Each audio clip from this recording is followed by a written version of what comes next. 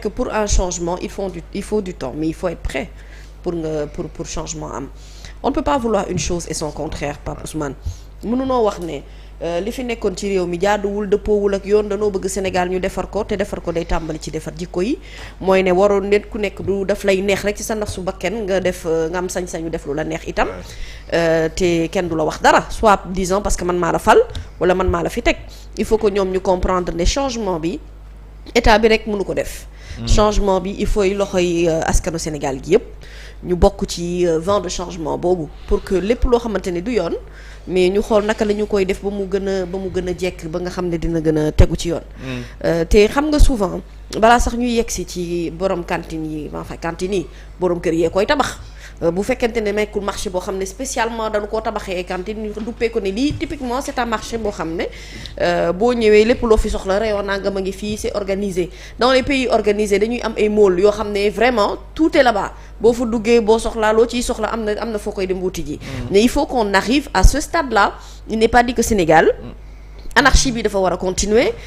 kenn ku nekk da nga war a am sañ-sañu def lu la neex borom kër yi nga xamante ne itam seen kër dañ koo délimité maanaam yow fii nga war a yam waaw ñoom ñu xëcc ba ca kanam a kanam parce que am nañu yéenay defar cantine bu mag boo xam ne da leen di liggéeyal chaque fin de mois mu am fu mu féete ci ñoom naam d'accord mais def ko fi nga xam ne foofu nga war a yam sa espace su kër fa la war a mën a yam mais ñun ñii ñëpp ba suñu ay dëkkuwaay noonu la ñu nekkee dañuy xëcc ba xëcc loo xamante ne bokkul ci suñu kër moomuñu ko maanaam laal nañu léegi domaine public bi loolu yëpp nag il faut qu'on change ces comportements là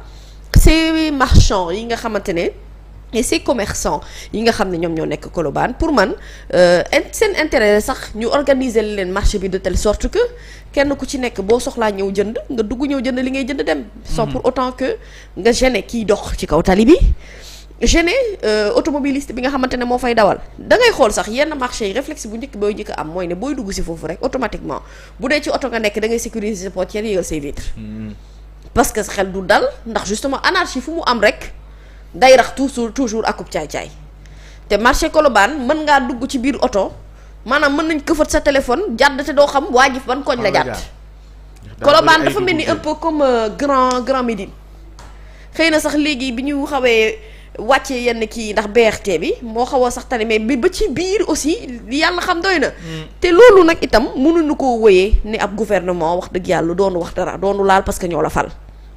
ki nga fal da nga koo fal pour mu defaral la sa réew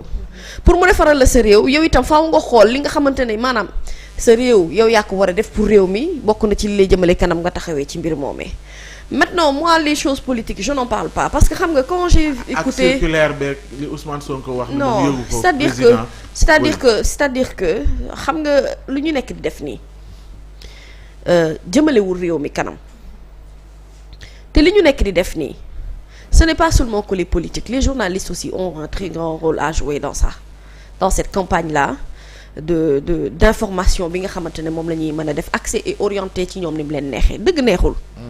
am na loo xamante ne mënuñu ko fi nekkee ci jamonoy Macky Sall gouvernement bu bees ñëw ñu bëgg continuer sur les mêmes pratiques soi-disant parce que non en fait parce qu'il y a des personnes ici qui n'ont pas des problèmes avec l'État du Sénégal nañ ko waxante seen problème Ousmane Sonko la amuñu problème ak état bu Sénégal ak fonctionnement wu état c'est soit la majeure partie dañ naan la man j'aime bien Diomaye mais supporté wu ma Ousmane Sonko mais Ousmane Sonko nga supporté ko ñàkk ko ba ñu supporté c'est le premier ministre de ce pays et en sa casquette de premier ministre bu fekkente ne dëgg-dëgg traitement bi ci foofu la jëm rek mooy ne war ngaa mën a xam ne kii ngay waxal ni ce n'est pas la personne en soi moom laa amal affaire après il y a des règlements crypto-personnels moi je juge qui sont totalement inutiles parce que nga bëgg nit ak nga bañ ko loolu amul solo mooy lan yow lan ci traitement non man dama jàpp ne dégg nga ko ci te amu ci dañ ci jublu règlement non xam nga man j'ai demandé à Ngoni mi nga xamante ne moom moo fa nekkoon pour avoir des éclaircissements dans ma tête parce que quand je fais ma revue j'ai l'impression que tout était noir là-bas j'ai l'impression que dafa bëri coow j'ai l'impression que c'est un premier ministre boo xam ne xamul lu mu war a liggéey wala il est dans le tâtonnement j'ai l'impression que dañoo bëgg créer ay problèmes diggante le premier ministre ak le ministre de l'Intérieur parce que quand j'entends Abdou Mbow invité dans une radio dire que le ministre de l'Intérieur dafa war a démissionner de son poste parce que soi-disant information bi mu war a joxe ko bon après loolu da nga naan ay kaddu politique la kaddu quelqu'un qui est de l'opposition la qui saisit toutes les occasions pour aujourd'hui mu wax li mu war a mën a wax nii moo tax mani Pape Ousmane. Est-ce que xam nga ne la majeure partie d'entre nous ñi nga xamante ne dañoo xeex pour que ce régime là wàcc est-ce que xam nga ne ñun dañoo sonn et sur tous les plans psychologiquement physiquement loo mënti xalaat on est exténué parce que faire face à un régime qui était là comme le régime de Sall et faire descendre ce régime là en élire un nouveau c'est compliqué léegi ce qu'ils veulent mooy ne ñun xeex ba nu nekkee woon ci jamonoy Macky ñu continuer di ko xeex ba tey mais pourquoi dañoo war a continuer suba bu ñu xëyee sur les plateaux de télé léegi que mu inversé wu mais n'empêche que ñaari camp ñooy xeex ba tey wala ñu ci ëpp ñooy xuloo ba tey le camp de Macky Sall et le camp de Ousmane Sonko et nous on doit être là à arbitrer et à rétablir la vérité soi-disant. Il faut qu'on avance dans les choses essentielles on ne peut pas tout politiser dans ce pays mënuñu xëy suba ba ngoon jot di wax ci wàllum politique suba ba ngoon jot. ñëpp xam nañu ne déguerpissement loolu ci compétence su mairie la bokk waaw mais aujourd'hui si un premier ministre se rend compte qu'il y a une situation qui risque de dégénérer mu ne man naa wàcc en ma personne dem xooli ji de visu ce qu'il y a mais qu'est-ce qu'il y a de négatif dans cette démarche pourquoi c'est pas le contraire qui se passe mooy ne au moins ñu jéem a rafetlu allant dans le sens sax de calmer les ardeurs yi am ci réew mi. la déranger ci rendu bi lan par exemple. li ma ci déranger wax naa la ko te bari na mais pas Ousmane kon quand je parle. waaw non dama yaakaar ne uni nangam wax nañ lii wala lii. dafa am ñu bind loo xam ne lañ bind du dëgg. dama ne wute naag li am. dama ne yéenekaay yi dans sa majorité tribune yéenekaay par exemple. Je te donnerai le titre également par exemple du quotidien et autres c'est-à-dire je ne veux pas que ñoom ñu yaakaar ne damay xëy suba ma ngoon jot ci ñoom laa ne parce que xam nga ñoom man ma régler problème bi méttiwul. loolu mën ci jublu sax nag. journal bu tudd l'informateur. l'info aussi. dafa yàqam. exclusif aussi. non bëri nañu ay yéenekaay yu mel noonu yoo xam ne. yoo xam ne mu ngi noonu mais ce qui est dama ne c'est fatigant te il faut ñu xam ne journaliste dafa am rôle bu muy jouer ci société à un moment donné.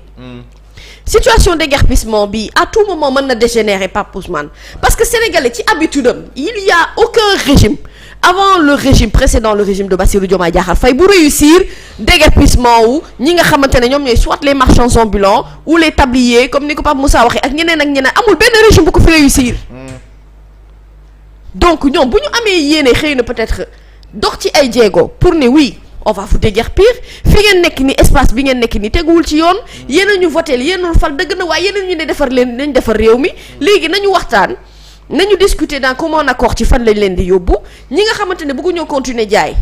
kaay leen ngeen bëgg a def ci wàllum entrepreneuriat deer a ngi fi mais Abdoulaye Wade avait créé combien d'agences yoo xamante ne jeunesse bi ñoo ko moomoon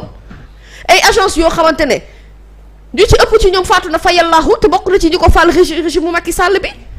wala boog des agences yoo xamante ne ñi ñu war a destiner en vrai destiné wu ñu noonu c'est-à-dire les bénéficiaires de ñi nga war a gagner projet wu gagner wu ñu projet yooyu on comprend que ndaw ñi dañoo sonn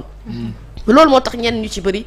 jël gaal gi dem on comprend que ñenn ñi jàng nañu ba sonn te amuñu lu ñu liggéey donc forcément c'est seen jommu bopp il faut ñu wut lu ñu daani doole mais loolu yëpp nag il faut ñu organiser ko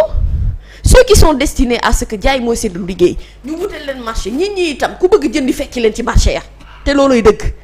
borom kër yi bàyyi jënd seen kër ko bopp di ko yaatal ko xëccal la leen neex ci seen intérêt bopp collectivités locales yi ñu jàppale leen ci seen liggéey bi ba nga xam ne bu ñu koy def contentieux du am bu contentieux amee ba état bu Sénégal wàcc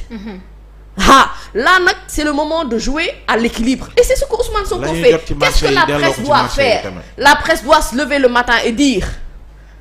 premier ministre kat mu ngi doxi jéego pour que li jëm ci wàllu déguerpissement bi mu mën a sotti mais le fait déjà que mu wàcc est une bonne chose parce que bu doon politique rek la ñu koy natt ci wàllum politique Ousmane Sonko wàcc ba mu wàcc Colobane mbooloo ma ko fa fekk war a xam ne fukki at ak juróom-ñett fii ak ci kanam ku ci wàcc ci suuf dinañ la dóor ba ngay bëgg a dee nañ la dóoree woon ci élection yi. Ce n'est pas parce que quelques voix se lèvent pour dire non que tout le monde dit non parce que la majeure partie des Sénégalais changement la ñu bëgg. ñun ñii ñëpp gis nañu ne xam nañu ne ni ñuy jaayee ci kaw tali bi du yoon ñoom ñi koy def sax xam nañ ne du yoon mais prétexte su dama bëgg gagner daan sama doole am xaalis mën naa tax nga def lu la neex d'accord dama la dégg ci say kàddu nga ni sénégalais dañoo sonn parce que lépp la ñu bëgg a politiser finalement. Oui. Pour Ousmane Sonko bi nga xam ne day dem xool li ñi nga xamante ne ñoom lu leen metti ci marché yi loolu ñu def ko un événement ba ku nekk di lancer des pics. Tey mën nañoo jàpp ne peut-être front yëpp daanaka dañuy jugandoo surtout au sein de l'opposition. waa paire Benno Bokk Yaakaar la ñuy cité. Tey mën nañu est-ce que du bale jomaay bi moo yéex parce que yenn fit yi bu ko opposition amee c'est parce que dafa am ay pions partout dans l'administration wala mën nañ ñi sax au sein de l'Assemblée nit ñiy jóg c'est parce que dañoo am benn doole boo xam ne même si wàcc nañ leen ci nguur gi ñoom ñu ngi ko amee ba tey. waaw am nañ ko parce que c'est vrai que ils ont toujours leurs bras armés wax nañ ko fii dans les directions dans les administrations et autres ils sont un tout petit peu partout ruubekat yi dañuy continuer di ruube te même ñiy ruube ñu ngi ci biir journaliste bale bi ndax yéexul. c'est-à-dire même ci biir journaliste yi ruubekat yaa ngi ci mais ñoom aussi bale bi mënul gaaw niñ ko bëggee parce que xam nga nit aussi boo xam ne yaa nga fa depuis très longtemps mënoo ko jékki-jékki déjji ko mu ngi mel ni tey ki nga fekk ci place am muy jaay mënoo xëy rek déjji ko noonu tamit quoi qu'on puisse dire mënoo xëy toji table mën a def lu la neex ne ko acca damal lépp dafa laaj waxtaan lépp dafa laaj procédure lépp dafa laaj consensus mais dama ni ñun suñu ay politique de manière générale la plupart d'entre eux amuñu ay idées c'est des gens archi nuls yoo xam ne dañuy langaamu ci benn mbir rek def ko événement bu spécial ñenn ñi ci ay médias yi ñoo leen di jàppale à ce que c'est ñoom lu ñu bëgg def ñu spécial mu am doole parce que déguerpissement yi li nga ci xamul mooy nabu bi mu tàmbalee rek automatiquement dañ koo jiiñ état parce que bëgg nañu diggante askan wi ak état diggante bi ñagas mais c'est une certaine communication moo orienté débat bi foofu. Merci. Si ce n'était pas à cause de la communication orientation bi du yegg foofu tigi mais parce qu'il y a une certaine politique aussi qui veut profiter de cette occasion pour encore plus casser du sucre sur le dos de ce gouvernement-là mën nañu critiquer mais ngal la ngir yàlla nanu bàyyi langaamu ciy xew ñoom nañu ñëw ci ay propositions d'idées yoo xamante ne contradictoires et basées également sur des efforts et un commentaire subjectif ñu mën a discuter ci loolu au moins mais ay nit ñoo xam ne tu profites de chaque occasion en fait moom laa lay wax ne la en vérité ñoom bu ñuy wax ne état la ñu amal problème comprendre lu ñu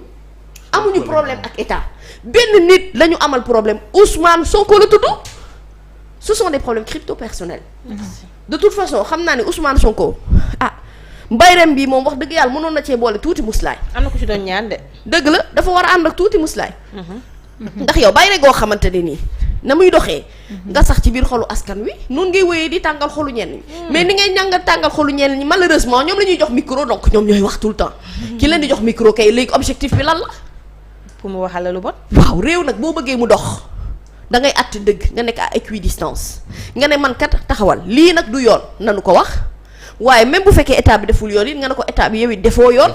mais il y a quand même des efforts qui sont consentis ci matière bi